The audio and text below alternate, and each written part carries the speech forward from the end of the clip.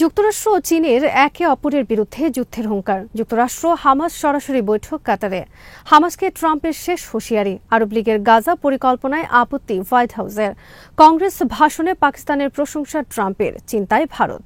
ইউক্রেনে গোয়েন্দা সহায়তা বন্ধ যুক্তরাষ্ট্রের। বিডিফিউজ ইনফোটেনমেন্টে স্বাগত জানাচ্ছি, আমি সুস্মিতা দাস। আজ জানাবো প্রতিরক্ষা সংক্রান্ত গুরুত্বপূর্ণ কিছু খবর। চীন এবং যুক্তরাষ্ট্র একে অপরের বিরুদ্ধে যুদ্ধের হুঙ্কার দিয়েছে। প্রথমে চীনের পক্ষ থেকে বলা হয়েছে, যুক্তরাষ্ট্রের সাথে তারা যে কোনো ধরনের যুদ্ধের জন্য প্রস্তুত।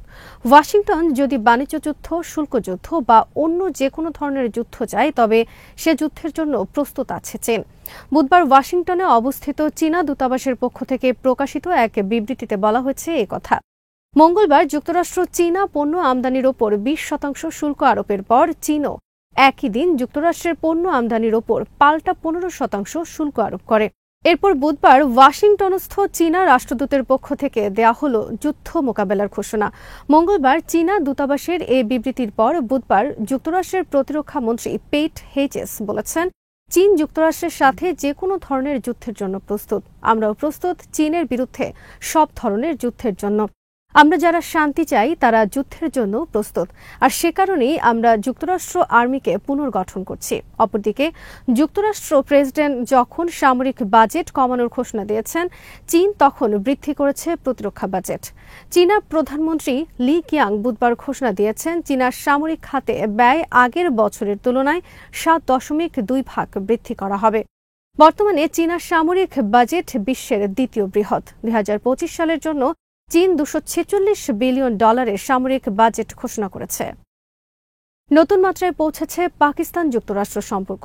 মঙ্গলবার রাতে ডোনাল্ড ট্রাম্প তার প্রথম কংগ্রেস ভাষণে প্রশংসা করেছেন পাকিস্তানের। পাকিস্তানকে ধন্যবাদ জানিয়ে ট্রাম্প বলেছেন, তারা একজন বড় সন্ত্রাসীকে গ্রেফতার করেছে এবং তাকে আমাদের হাতে তুলে দিতে চাচ্ছে। আমরা তার বিচার করব। ট্রাম্প বলেন, দানুব এ সন্ত্রাসী হল একজন আফগান নাগরিক। সে 2021 সালের 26 অগস্ট কাবুল এয়ারপোর্টে যুক্তরাষ্ট্র আর্মির ওপর ভয়াবহ বোমা হামলার মূল পরিকল্পনাকারী। যুক্তরাষ্ট্র আর্মি কাবুল এয়ারপোর্টে উদ্ধার অভিযানের সময় তাদের উপর বোমা হামলা চালানো হয়েছিল। এতে নিহত হয় 13 আমেরিকান সেনাসহ 200 জন মানুষ।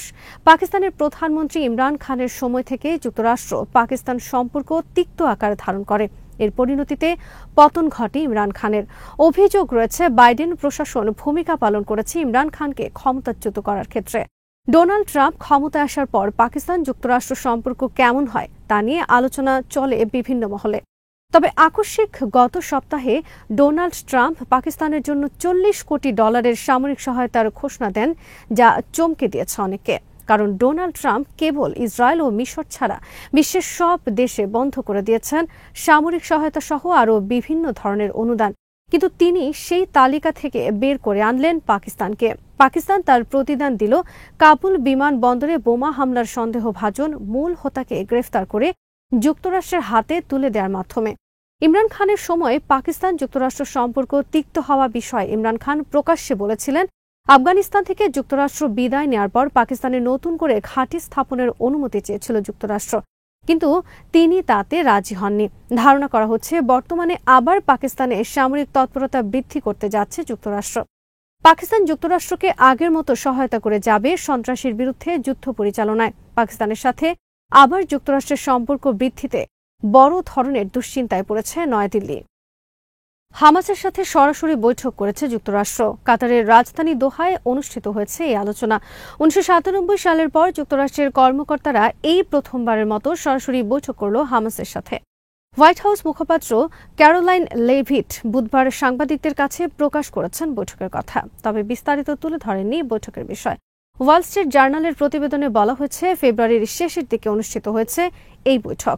হামাস রাজি হয়েছে 15 ফেব্রুয়ারি যুক্তরাষ্ট্রের একজন জিম্মিকে মুক্তি দিতে। বৈঠকের খবর প্রকাশের পর যুক্তরাষ্ট্রের president Donald Trump truth social নামক সামাজিক মাধ্যমে এক বার্তায় হামাসের উদ্দেশ্যে বলেছেন, অবিলম্বে সব জিম্মি মুক্তি দাও, অন্যথায় গাজা হবে জাহান্নাম আর তোমরা হবে মৃত।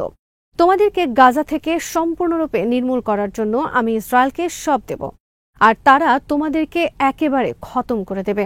তোমাদের কোনো অস্তিত্ব রাখা হবে না। হামাসকে উদ্দেশ্য করে ট্রাম্প লিখেছেন, যারা লাশ জিম্মি করে রাখে তারা নোংরা, তোমরা নোংরা লোক। তোমরা যাদের হত্যা করে লাশ জিম্মি করে রেখেছ সবার লাশ এখনই ফেরত দাও। এখন মানে এখন, পরে নয়। যদি এখনই মুক্তি না দাও তাহলে পরিণতির জন্য অপেক্ষা করো। এদিকে আরবদের গাজা পুনর্গঠন পরিকল্পনার উপর থেকে সমর্থন প্রত্যাহার করে নিয়েছেন যুক্তরাষ্ট্রের প্রেসিডেন্ট ডোনাল্ড ট্রাম্প। মঙ্গলবার আরব লীগের পরিকল্পনার প্রকাশের পরপরই হোয়াইট হাউস থেকে বলা হয়, ডোনাল্ড ট্রাম্প গাজায় আরব লীগের বিনিয়োগ পরিকল্পনাকে স্বাগত জানিয়েছেন, তবে সেখানে হামাস থাকতে পারবে না। কিন্তু পরবর্তীতে আবার হোয়াইট হাউস থেকে জানানো হয়েছে, ডোনাল্ড ট্রাম্প গাজা পুনর্গঠন বিষয়ে তিনি তার নিজের পরিকল্পনায় অটুট রয়েছেন। গাজায় তিনি কেবল আরবদের বিনিয়োগকে সমর্থন করেন, কিন্তু আরবদের পরিকল্পনায় সেখানে হামাসের বিষয় নির্দিষ্ট করে কিছু বলা হয়নি। আর গাজা যে বর্তমানে বসবাসের সম্পূর্ণ অযোগ্য সেটাও উল্লেখ করা হয়নি আরবদের পরিকল্পনায়। সে কারণে ডোনাল্ড ট্রাম্প আরবদের পরিকল্পনা থেকে সমর্থন প্রত্যাহার করেছেন।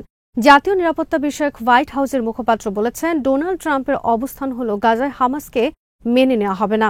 গাজা তিনি পুনর্নির্মাণ করবেন যেখানে কোনো হামাস থাকবে না। মঙ্গলবার কায়রোতে প্রকাশিত আরব লীগের পরিকল্পনায় বলা হয়েছে, তারা $53 বিলিয়ন ব্যয় করবে গাজা পুনর্গঠনের জন্য।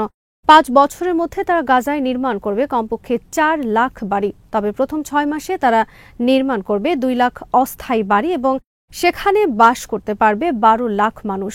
তাছাড়া গাজায় তারা প্রথম 6 মাসে সংস্কার করবে কমপক্ষে 60,000 ভবন, যেগুলো আংশিক ক্ষতিগ্রস্ত হয়েছে। 15 মাস ধরে চলা যুদ্ধে ইসরায়েলের হামলায় গাজায় ধ্বংস হয়ে গেছে 80 থেকে 90% বাড়ি। মঙ্গলবার হামাসের পক্ষ থেকে বলা হয়েছে, তারা তাদের অস্ত্র সমর্পণ করবে না গাজা পুনর্গঠন বা গাজায় ত্রাণ সহায়তা প্রবেশের বিনিময়। অস্ত্র সমর্পণ করা হবে তাদের জন্য রেড লাইন। সামরিক সহায়তার পর এবার যুক্তরাষ্ট্র ইউক্রেনে বন্ধ করে দিয়েছে সব ধরনের গোয়েন্দা সহায়তা। যুক্তরাষ্ট্রের জাতীয় নিরাপত্তা উপদেষ্টা মাইক ওয়ালস এবং গোয়েন্দা সংস্থা CIA প্রধান জন র্যাটক্লিফ বুধবার জানিয়েছেন এই তথ্য। CIA প্রধান জন র্যাটক্লিফ বলেছেন, সামরিক সহায়তা বন্ধের সাথে সাথে ইউক্রেনে বন্ধ করে দেওয়া হয়েছে সব ধরনের গোয়েন্দা সহায়তা। আর এটি করা হয়েছে শুক্রবার হোয়াইট হাউসে প্রেসিডেন্ট ডোনাল্ড ট্রাম্পের সাথে ইউক্রেন প্রেসিডেন্ট ভলোদিমির জেলেনস্কির তর্কাতর্কির পর থেকেই। বুধবার ফক্স নিউজকে দেওয়া এক সাক্ষাৎকারে জন র্যাটক্লিফ বলেন, ডোনাল্ড ট্রাম্প বলেছেন জেলেনস্কি যদি শান্তি চুক্তিতে রাজি না হয় তাহলে ইউক্রেনে সামরিক সহায়তা বন্ধ করার জন্য।